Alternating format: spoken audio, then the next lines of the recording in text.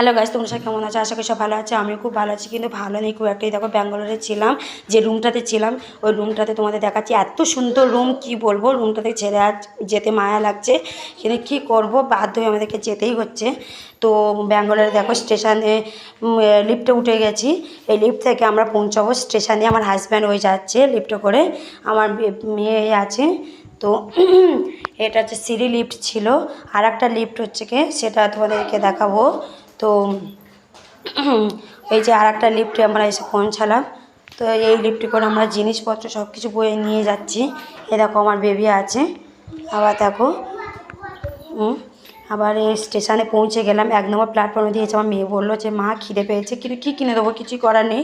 আমাদের ব্যাগে খাবার টাবার ছিল, কিন্তু ওই সিঙ্গারা খাচ্ছিলো। আর দেখো, হাওড়া স্টেশনে নেমে গেছি। হাওড়া যে স্টেশনটা এতটাই সুন্দর, তোমরা কে কে হাওড়ায় গিয়েছো প্লিজ কমেন্ট করে জানাবে।